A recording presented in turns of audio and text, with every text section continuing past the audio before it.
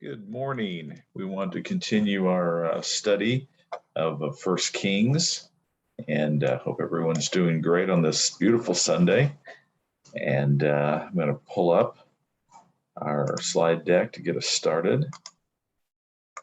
Share with everybody Melech Aleph, which is First Kings, and then chapter 18.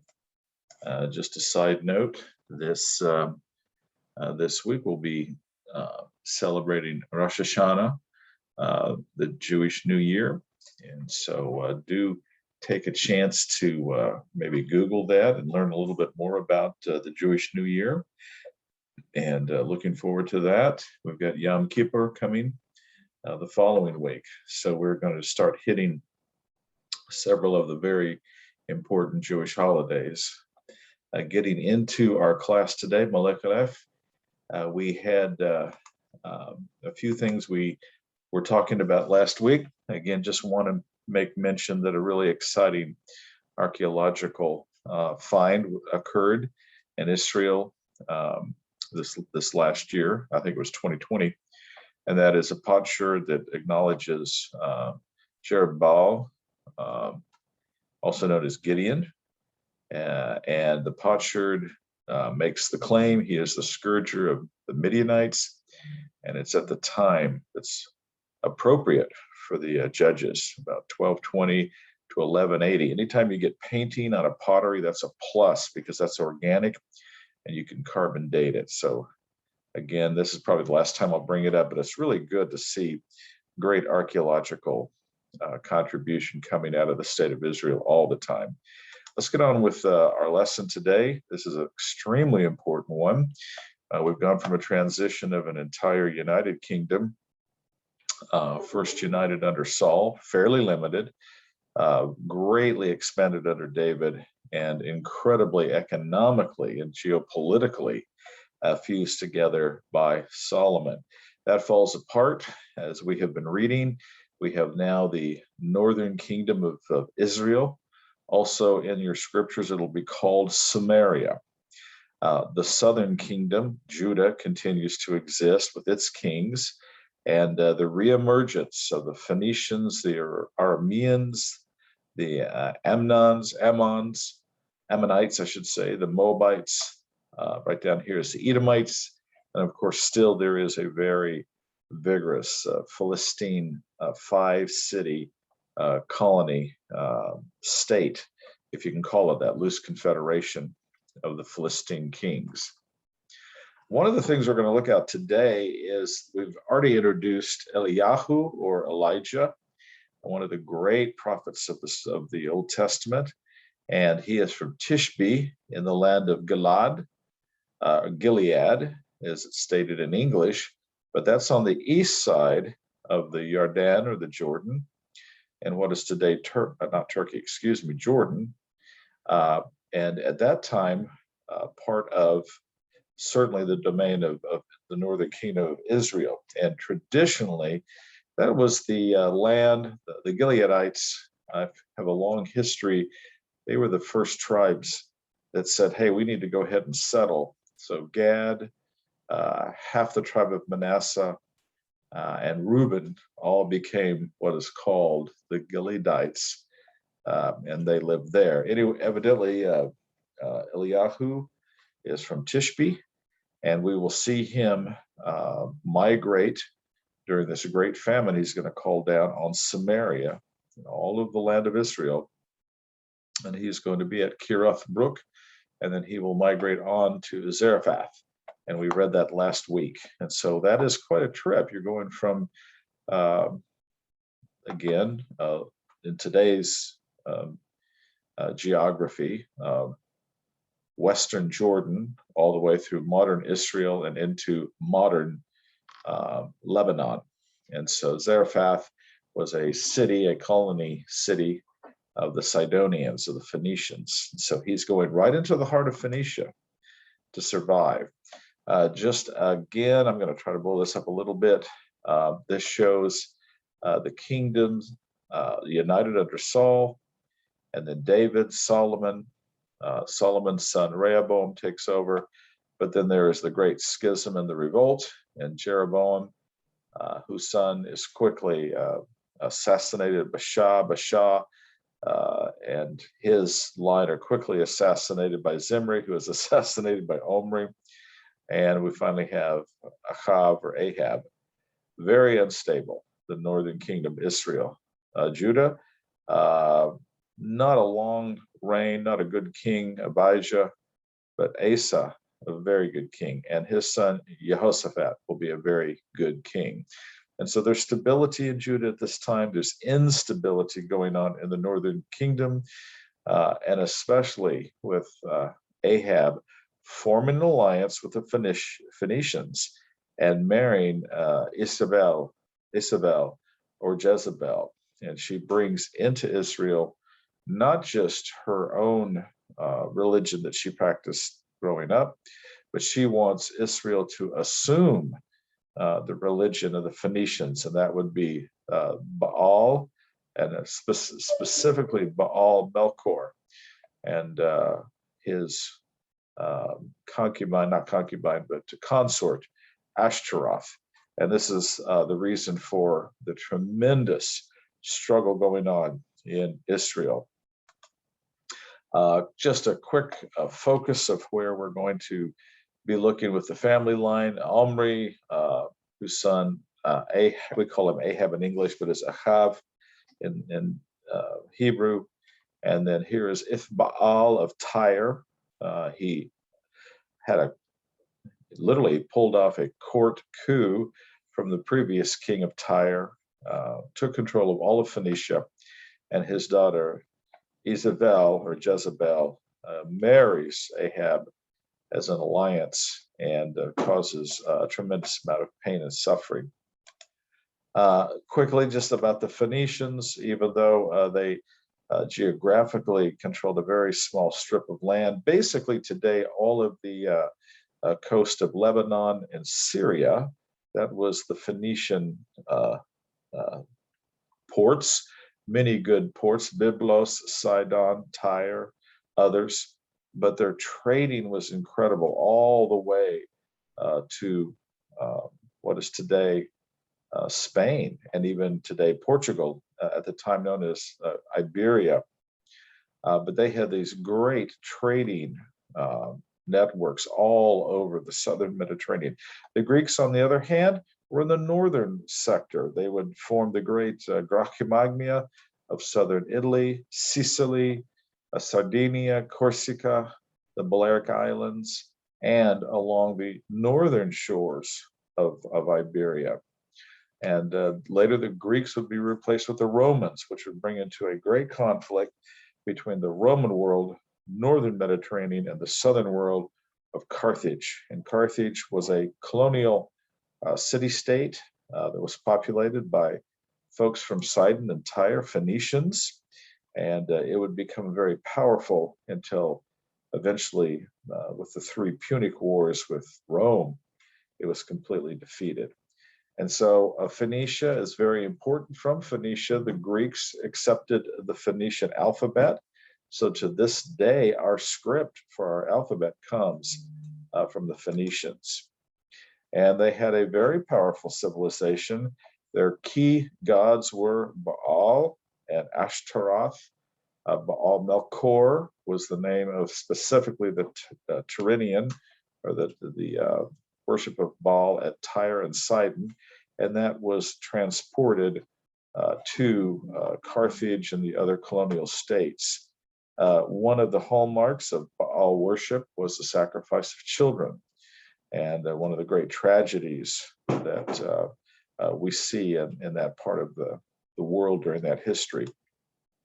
And you can see, again, great amounts of wonderful harbors, Byblos, Berytos, which would become Beirut, Sidon, Tyre, Acher, Dor, all of these under Phoenician territory. And we're going to read some from last week. If you recall, Eliyahu is told, go, there's going to be a great famine, call a great famine down upon Israel because of the horrible leadership of Ahab and his wife Jezebel. And so Elijah does that. And so there's a great famine. And here's what the narrative says. It says, this is what Adonai, the God of Israel, says: the pot of meal will not get used up, nor will there fail to be oil in the jug until the day Adonai sends rain down on the land. She went and acted according to what Eliyahu had said, and she and her household had food to eat for a long time.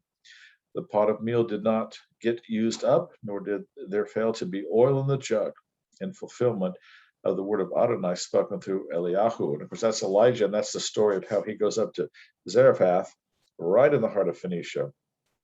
And there he finds this widow who literally takes him into her home, and he kind of provides food, or I should say he does. Adonai provides food for all of them during these 3 years of intense famine.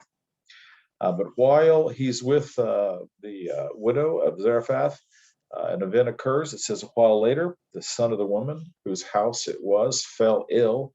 His illness grew increasingly serious until his breathing stopped.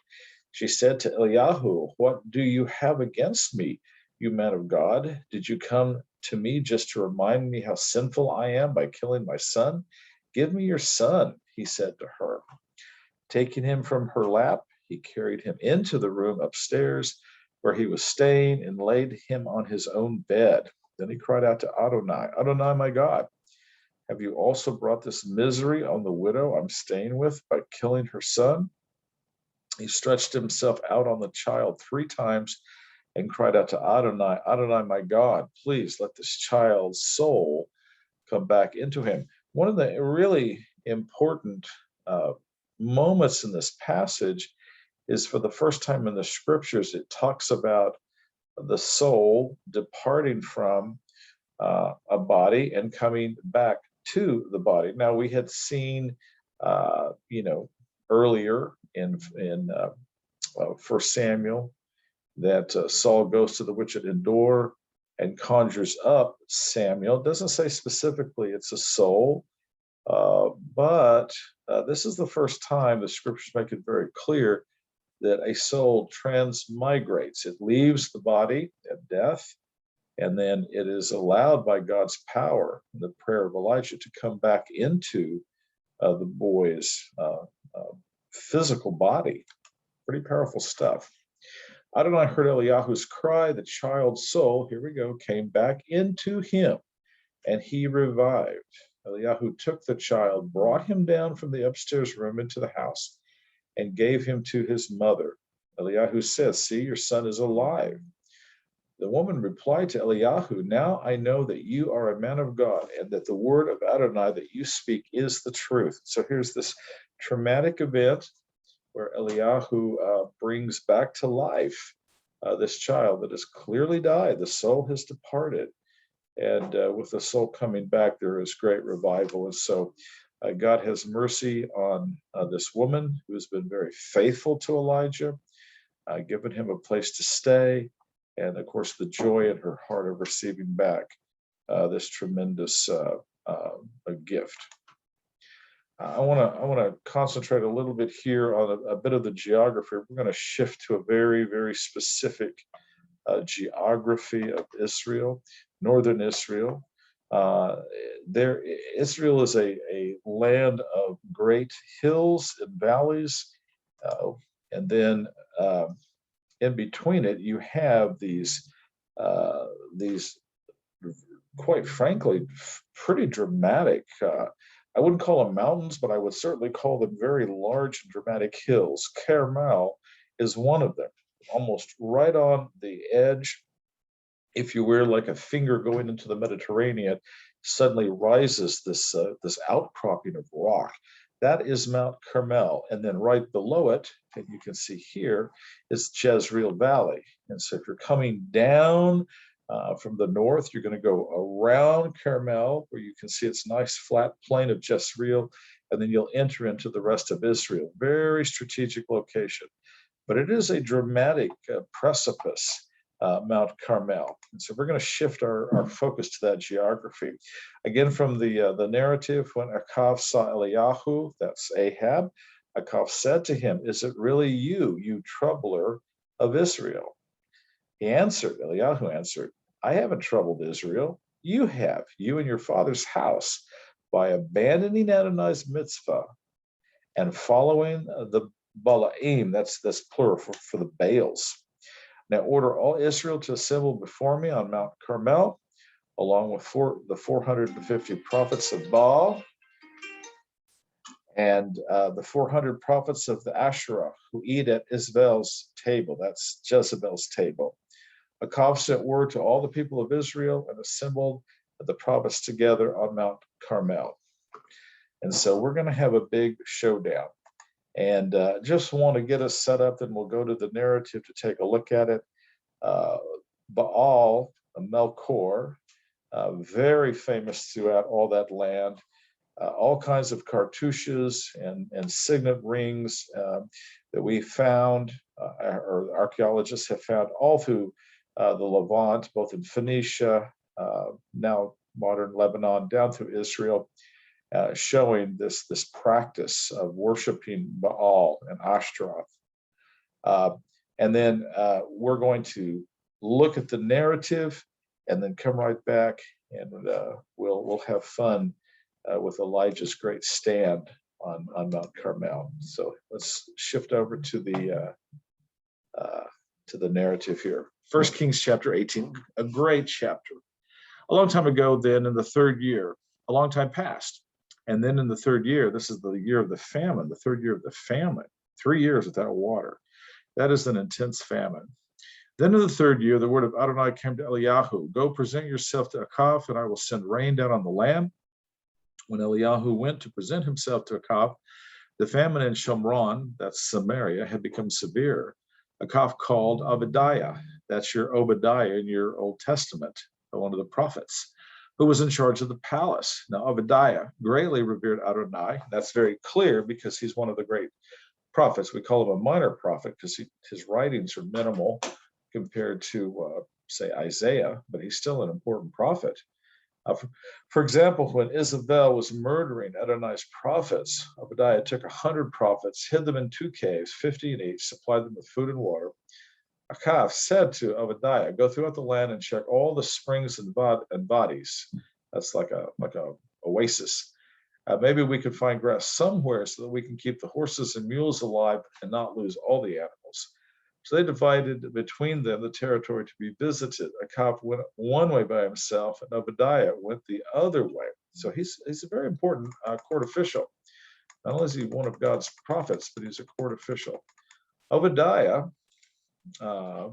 was on the road when suddenly Eliyahu encountered him. Obadiah recognized him, fell on his face, and said, "Is it really you, my lord Eliyahu?" He answered, "Yes, it is. Go tell your master, Eliyahu is here." Obadiah replied, "How have I sinned that you would hand your servant over to Achav to kill me? As Adonai your God lives, there can't be a single nation or kingdom where my master hasn't sent to search you out, and in each kingdom or nation where they said, 'He isn't here,' he made them take an oath that they hadn't found you. Now you say, 'Go tell your master Eliyahu is here.' But as soon as I leave you, the spirit of Adonai will carry you off to I don't know where, so that when I come and tell Achav and he can't find you, he will kill me. But I, your servant, have revered Adonai from my youth. Wasn't my Lord told what I did when Isabel killed Adonai's prophets, how I hid 100 of Adonai's prophets by 50s in caves and supplied their food and water? Now you say, 'Go tell your master, look, Eliyahu is here.' Why, he'll kill me." Eliyahu said, "As Adonai Sabaoth lives, before whom I stand, I will present myself to him today." So what's going on is Obadiah is very concerned that if he says to Achav, "Hey, here's Eliyahu," and he's not there, then Achav will kill him. And so Eliyahu is saying, "Listen, I'm going to meet with him face to face. I'm not going anywhere." So Obadiah went, found Achav, and told him. Achav went to meet Eliyahu. When Achav saw Eliyahu, Achav said to him, "Is it really you, you troubler of Israel?" He answered, "I haven't troubled Israel, you and your father's house, by abandoning Adonai's mitzvahs and following the Baalim, the Balaams. Now order all Israel to assemble before me on Mount Carmel, along with the 450 prophets of Baal and 400 prophets of Asherah, who eat at Isabel's table."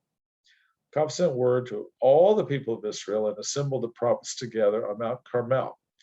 Eliyahu stepped forward before all the people and said, very famous statement, "How long are you going to jump back and forth between two positions? If Adonai is God, follow him, but if it's Baal, follow him."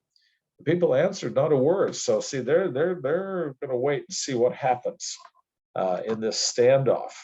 Then Eliyahu said to the people, "I and I alone am the only prophet of Adonai who is left." Now that's not true. Obadiah told him it's not true, but Eliyahu feels that way. He feels like he's the last and only one. Well, Baal's prophets numbered 450. Let them give us 2 young bulls, and they can choose the bull they want for themselves. Then let them cut it in pieces, lay it on the wood, but put no fire under it. I will prepare the other bull, lay it on wood, and put no fire under it.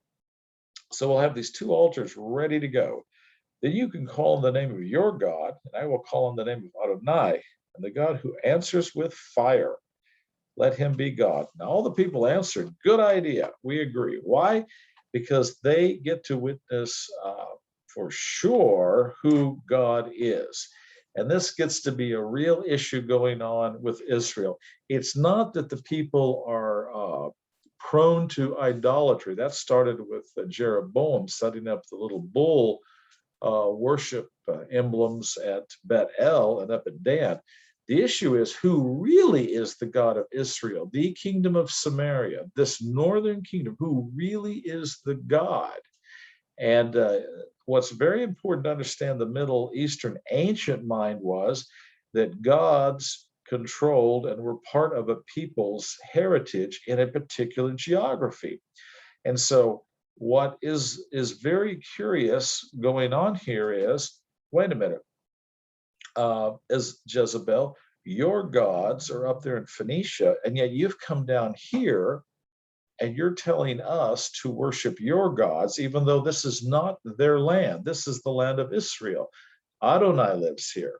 But because you're the queen and the king, we'll go ahead and go with that for a while. But there's part of us that's very uncomfortable with this.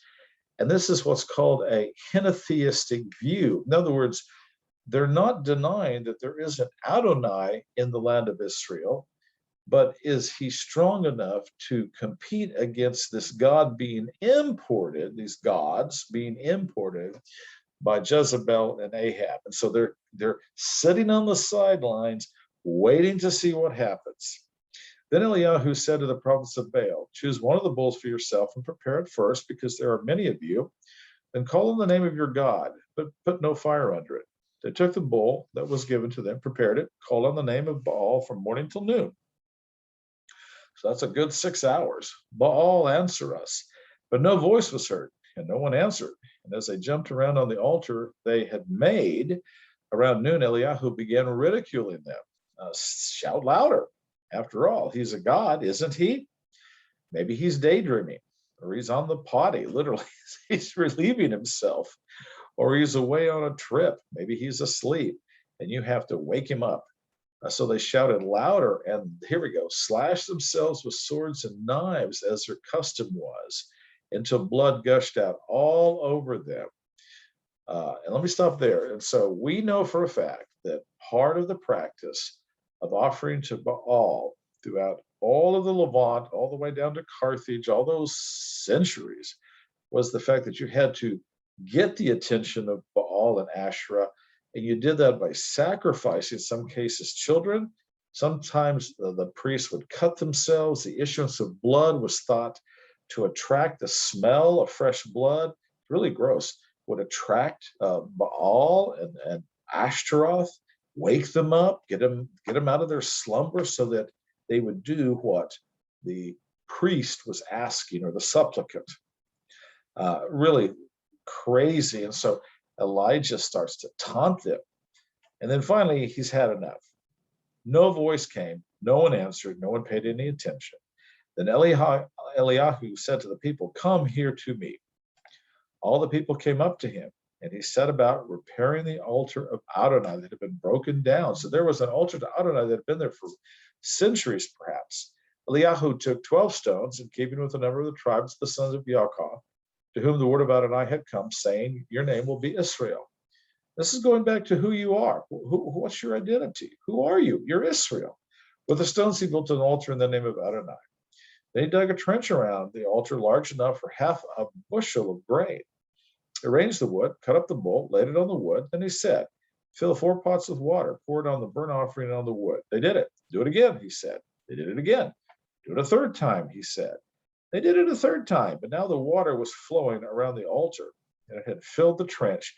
Then when it came time for offering the evening offering, not just any time, the evening offering, Eliyahu the prophet approached and said, "Adonai, God of Abraham, Yitzhak, and Israel, God of Abraham, Isaac, and Jacob, let it be known today that you are God in Israel, that I am your servant, and that I have done all these things at your word. Hear me, Adonai, hear me, so these people may know that you, Adonai, are God, and that you are turning their hearts back to you." Then the fire of Adonai fell, and it consumed the burnt offering, the wood, the stones, the dust. It licked up the water in the trench. When all the people saw it, they fell on their faces and said, "Adonai is God, Adonai is God." So finally, they get some faith because they see this tremendous miracle that God allows Eliyahu to bring about. Eliyahu said to them, "Seize the prophets of Baal. Don't let one of them escape." They seized them, and Eliyahu brought them down to the Vadi Kishon. That's a what you call it, a ravine, and he killed them there. No mercy. Then Eliyahu said to Achab, "Get up, eat and drink, because I hear the sound of heavy rain." But this is curious. You've just slaughtered over 800 people, the priests of Baal, the priests of Ashtaroth. And then you go before the king and you say, "Get up, eat and drink, because I hear the sound of heavy rain." Achab went up to eat and drink. He has no problem with that. He doesn't even care about the priests of Baal or Ashtaroth. This is what's so crazy about Ahab. Well, Eliyahu went up to the top of the Carmel. That's literally that ridge I showed you. He bowed down to the ground, put his face between his knees. Now he said to his servant, "Go up and look out towards the sea." He went up and looked, said, "There's nothing there." 7 times he said, "Go again." The 7th time the servant said, "Now there's a cloud coming out of the sea, no bigger than a man's hand." Eliyahu said, "Go up, say to Achab, prepare your chariot, get down the mountain before the rain stops you." A little later, the sky grew black with clouds and wind. I don't know if you've ever been in a great thunderstorm. That's how it looks. And heavy rain began falling. As Achab began riding in his chariot, made for the Jezreel, or in other words, he's going to come down to get into that valley and get home. The hand of Adonai was with Eliyahu. He tucked up his clothing and ran ahead of Achab to the entrance of the Jezreel. And so this is just a tremendous, complete victory. God gives him on 2 feet the ability to outrun a man in a full chariot, full complement of a 2-horse chariot, and get to the entrance to the gates of Samaria before the king. And what a tremendous lesson that is. I want to go back to the slide deck, just comment on a few things, and we'll be done for the class today. There was an altar. There was an altar that was prepared for Baal, a sophisticated altar, many different stones with sophisticated ornament, whereas the altar of Eliyahu, of Elijah, was just simply 12 stones. And then I love it. Eliyahu says, "Hey, what's going on with Baal? Is he on an appointment? Did he forget the appointment? Is he asleep? Is he going to the bathroom? What's going on here?" And this goes on for half a day. And then finally, they become so desperate, they go from just chanting to the issuance of blood to this day. And all through history, it seems like there have been certain religious groups that slash themselves, cut themselves for some reason, thinking that the giving of blood makes the god more receptive. Kind of a crazy idea, but that's really ancient. And then finally, he says, okay, pour lots of water on mine, 12 simple stones, some wood, my sacrifice. And then, of course, fire comes down from heaven. And I kind of like that picture because I think even Eliyahu, even Elijah would have been shocked by how intense the heat was, this heaven fire that comes down and consumes everything. And then, okay, now you know who the God is. Grab those prophets, because we're going to root out of Israel this pernicious worship of Baal Melchor and his consort Ashtaroth. And then finally, and I love this, go out, and this is actually in Israel, and this is looking at the top of Mount Carmel. Right over the next crest is the Mediterranean Sea, and here comes a cloud ready to bring wonderful rain into the Jezreel Valley as it does. And again, I love to close out saying, Akav riding in his chariot made for Jezreel, the Jezreel Valley. The hand of Adonai was on Eliyahu. He tucked up his clothing and ran ahead of Akav to the entrance of the Jezreel. And I want to close out by go back in your quiet times this week if you can. And if you get a chance, take a look at James chapter 5. And there's this beautiful, wonderful homage, if you will, by James to the great prophet, not Jeremiah, I'm sorry, Yirmiyahu, not Jeremiah, but Eliyahu. And basically says, because he's a man of God and he prayed, look what happened. So also we should pray. Hope this has been encouraging, a powerful story. Reread 1 Kings chapter 18. Go back and read James chapter 5, and just the power of God working through one person, Eliyahu, Elijah. Thank you, and have a great time of worship.